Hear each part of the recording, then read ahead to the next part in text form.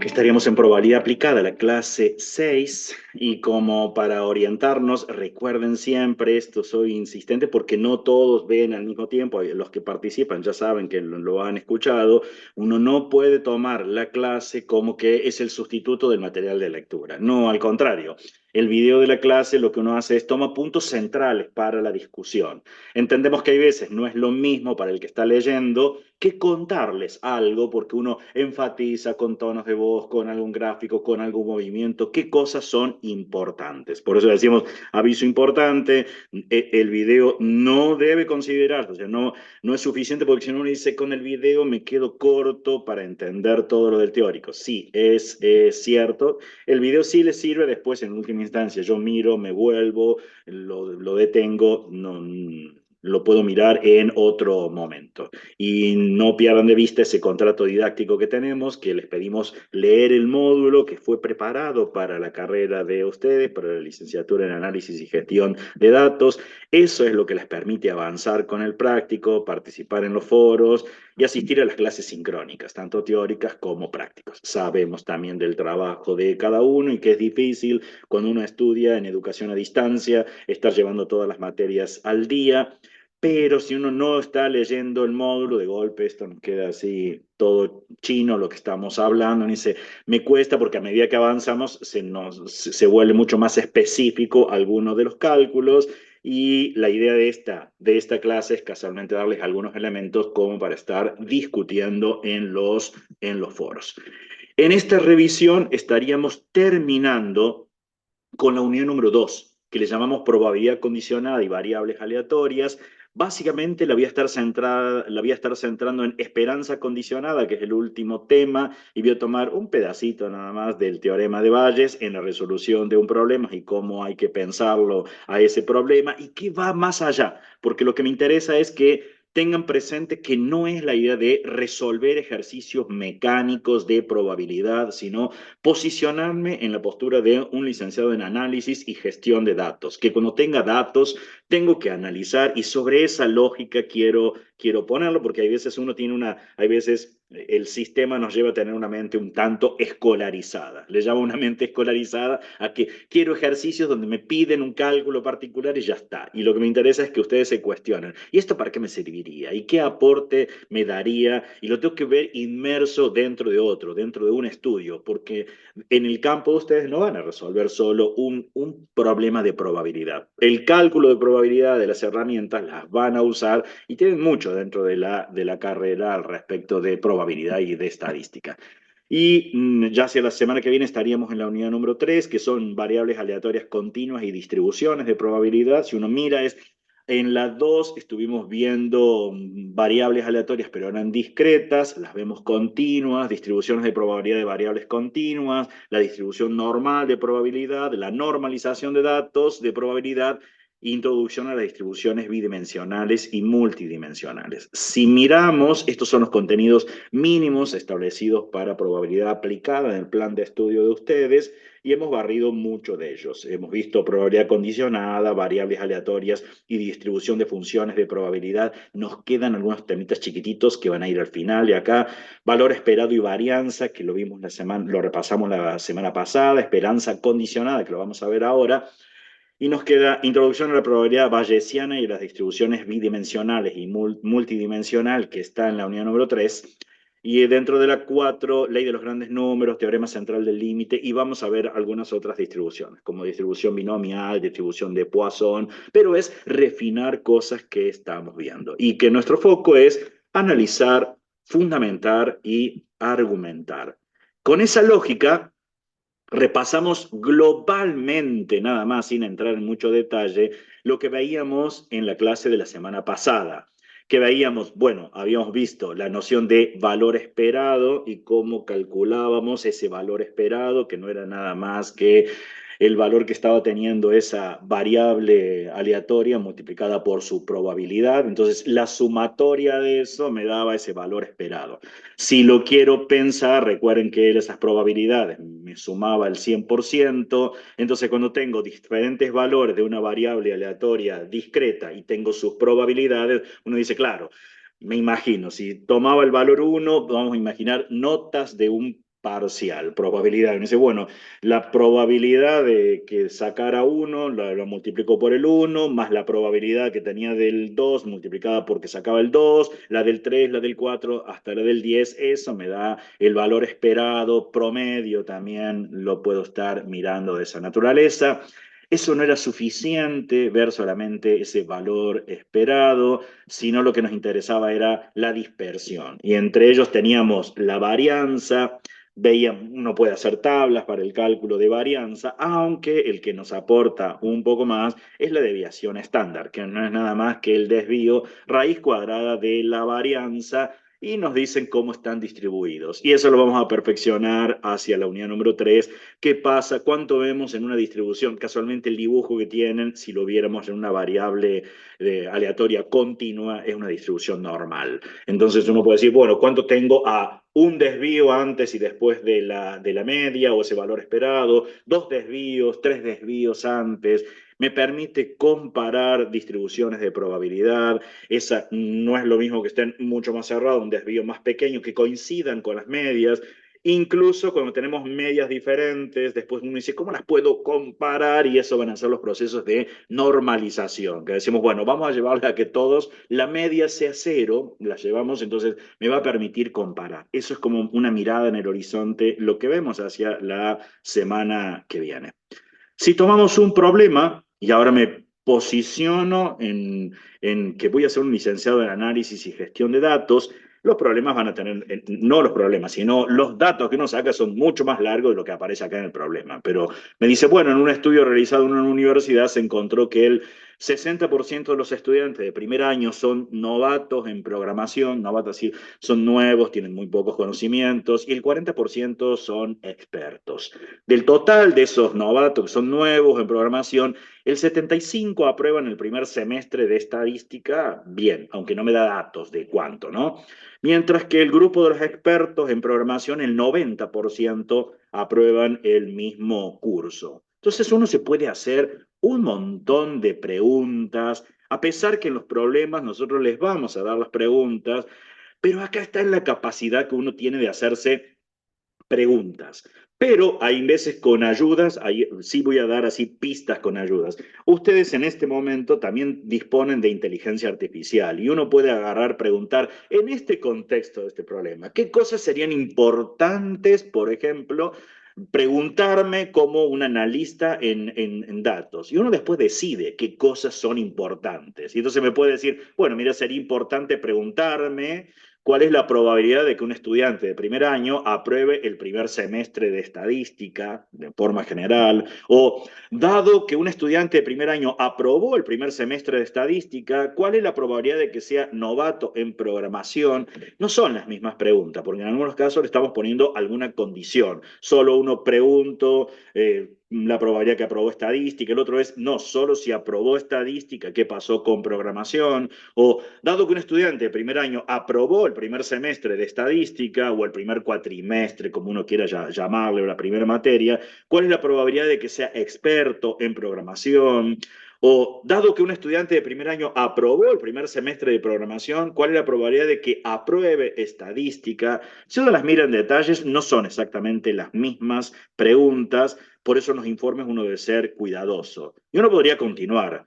¿Cuál es la probabilidad de que un estudiante de primer año sea novato en programación y apruebe el primer semestre de estadística? Si lo veo con lentes de lo que venimos viendo, me está pidiendo una probabilidad conjunta, porque me está diciendo que pase esto y que pase también, mientras que las otras a lo mejor eran probabilidades condicionales, lo que estábamos pidiendo. O, ¿cuál es la probabilidad de que un estudiante de primer año sea experto en programación y apruebe el primer semestre de estadística, otra vez de nuevo una probabilidad conjunta?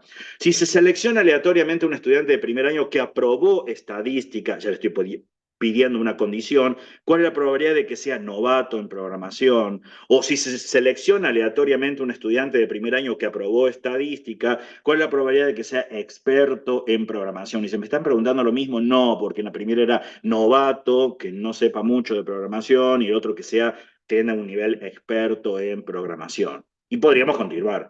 Si selecciona aleatoriamente un estudiante de primer año, ¿cuál es la probabilidad de que sea novato en programación y apruebe estadística? O si se selecciona aleatoriamente un estudiante de primer año, ¿cuál es la probabilidad de que sea experto en programación y apruebe estadística? ¿Y de qué va a depender estas preguntas? Y va a depender el contexto, qué es lo que me están pidiendo en ese estudio, cuál es la preocupación, porque acá seguramente me contrastan desde alguna universidad y lo que les preocupa algo en particular, más allá de lo que uno puede hacer un informe de análisis de datos.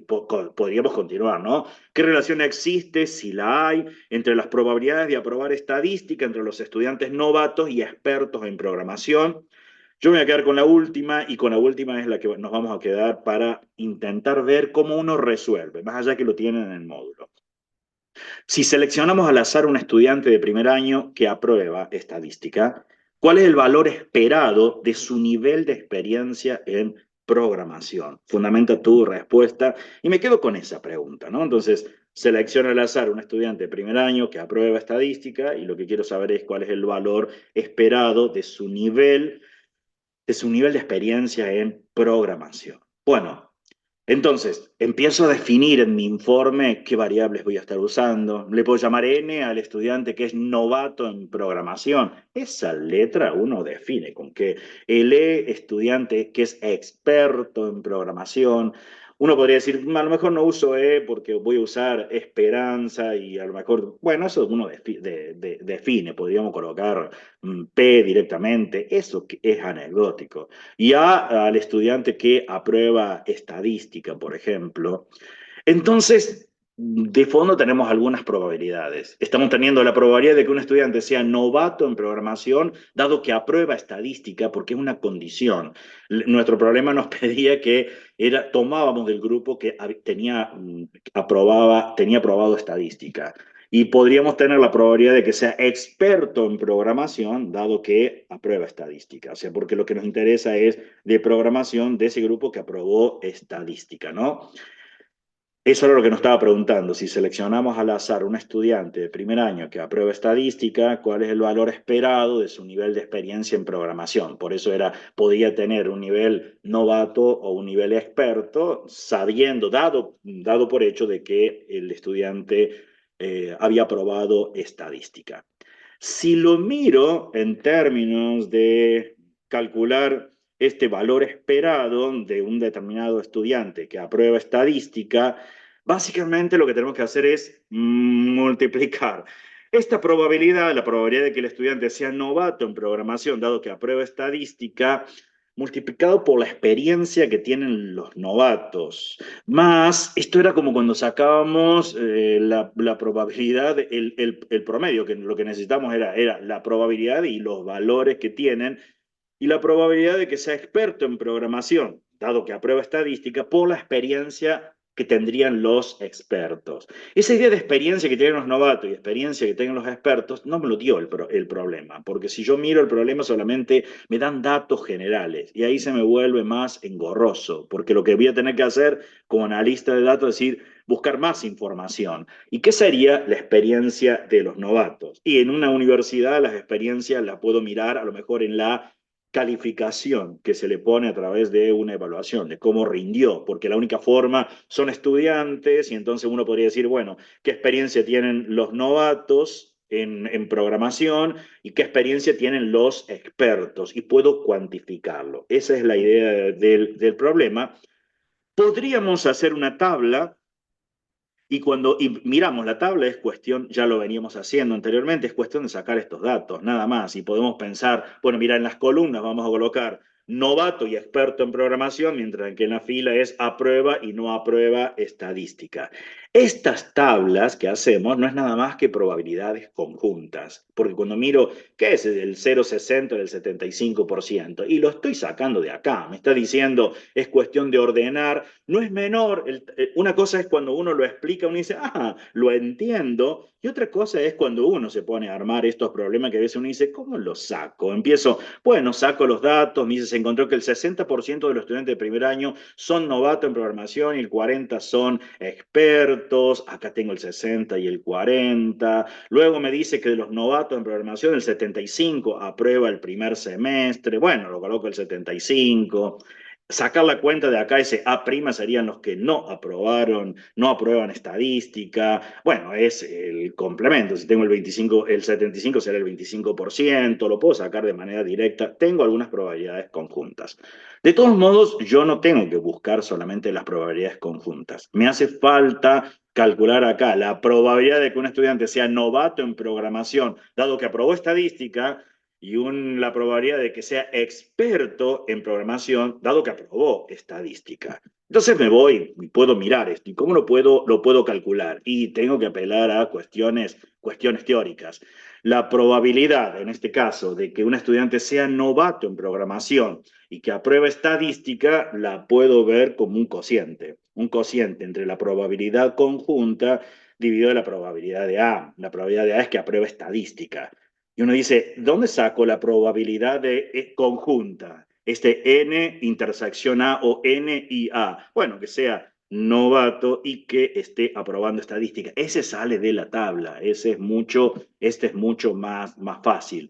Sin embargo, la probabilidad de que haya aprobado estadística lo tengo que buscar por teoría. Y eso no es nada más que la suma de probabilidades conjuntas. Entonces, ¿de cuál? De que sea novato y apruebe estadística y de que sea experto y que apruebe estadística. Ah, bueno, lo puedo sacar de la tabla. Entonces, esto es cuestión.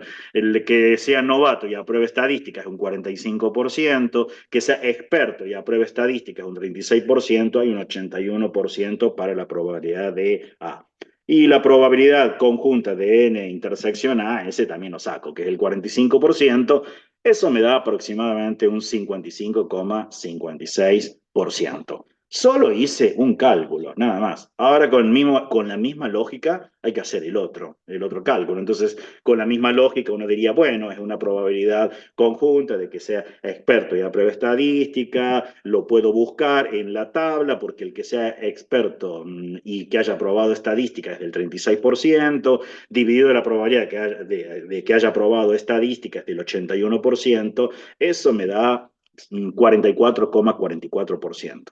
Me podría cuestionar, sacar la cuenta, decir, ¿es correcto que ahora esto, si yo la sumo a estas dos probabilidades, me quede me queda uno? Porque en realidad es un complemento que estoy sacando o no es un complemento. Dice, no, no es un complemento porque es 0,555, 0,44, no, no es el complemento, así que debo ser cuidadoso en ese sentido, pero está bueno uno preguntarse, ¿no, no será el complemento? No, no es en este caso en particular. El problema es como yo debo calcular el valor esperado del nivel de experiencia en programación, dado que aprueba estadística, tengo esto, encontré ese valor, esa probabilidad, tengo esa otra probabilidad y ahora uno dice, no tengo los datos de experiencia de los novatos y experiencia de los expertos. Entonces eso me demanda analizar algo más. Bueno, puedo pensar, ¿cómo se califican los estudiantes? De 1 a 10, un 4 es un aprobado, más de 4 puedo ver y si tengo algún otro dato, puedo decir, ¿con cuánto califico la experiencia de los novatos, en este caso en programación, estamos viendo, ¿no? Y la experiencia de los expertos en programación. Bueno, si hay un estudio previo, si se les tomó una evaluación diagnóstica, a lo mejor puedo tener datos y puedo sacar datos al respecto. Si no, tengo que hacer supuestos y decir, bueno, vamos a pensar que la experiencia de los novatos está por debajo del 4, que es un básico del aprobado, supongo, un 3, por ejemplo, y que la experiencia de los expertos en promedio sea un 8, o sea, ¿a qué le llamamos para no colocarle un 10, sino que es más o menos un 8? Pero estos son todos supuestos que los tengo que estar explicando en mi informe. Si uso esos datos, es una cuenta básica y me da un 5,22. Y entonces uno dice, eso es lo que yo estoy calculando, el valor esperado del nivel de experiencia en programación dado que aprueba estadística, y es 5,22. Y uno dice, ¿y eso es alto o es bajo? Porque si no es una cuenta nada más, y ahora tengo que decir, y ahora depende, tengo que verlo en un contexto. No solo nos interesa que ustedes pongan sí es alto o es bajo, sino que sean conscientes de cuando están haciendo diciendo, y esto depende, porque lo que más importa es la explicación de esto. Puedo ver la sensibilidad que tiene el modelo. ¿Qué sería la sensibilidad? Que a lo mejor la experiencia de los novatos, en lugar de ponerle un 3, le pongo un 4, diciendo, bueno, viste, está ahí en el borde de los aprobados. Dentro de todo, está bueno la experiencia en programación de los novatos que por algo decidieron hacer una carrera de programación. Algo saben y llegan al nivel 4. Bueno, ¿qué tanto es sensible? Me da 5,78. Mejoró, pero tengo que ser capaz de decir algo al respecto. Digo, respecto a algo, no es que se los pedimos en los informes, sino que participen en los foros con estas cuestiones, de que vayan más allá y se sitúen como licenciados en análisis y gestión de datos. ¿Puedo hacer estos cálculos de otras maneras? Sí, puedo apelar al teorema de Bayes y tengo las expresiones del teorema de Bayes, ya lo repasamos las cuestiones teóricas, y entonces ahora uno dice, bueno, tengo algunas cuentas acá, ¿y cómo puedo calcular esto si apelo al teorema de Bayes y lo que quiero ver es si me da exactamente lo mismo? Bueno, uno podría decir, vamos a mirar la probabilidad en este caso, y es cuestión de sacar algunas que están en la tabla, la probabilidad de n me da 0,75, solo estoy calculando acá este pedacito del numerador. La probabilidad de n me da 0,60, la tengo porque me la está dando directamente la información. Si calculo, sí, llego al mismo valor. Tengo diferentes caminos para hacer las mismas cuentas.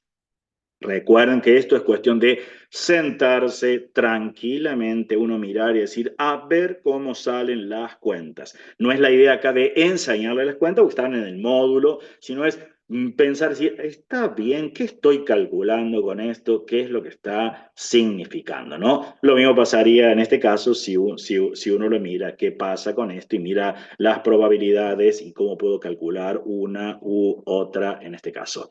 Si repaso, recuerden el teorema de Bayes, es importante porque nos permite actualizar nuestras creencias sobre la ocurrencia de un evento A, que le podemos llamar, a partir de la observación de otro evento relacionado B, y es fundamental en diversos campos, no solo la estadística, inteligencia artificial, medicina, ingeniería, y esto era lo que nosotros ya teníamos de clases anteriores, que cuando uso el teorema de Bayes, decíamos qué pasaba con la probabilidad conjunta y lo que hacíamos era sustituir el valor 2 en el 1 y ahí aparecía lo que usábamos dentro del teorema de Bayes. Eso va a depender de la información que nosotros tengamos para el cálculo de probabilidad. Más que el cálculo, lo que nos interesan son las interpretaciones.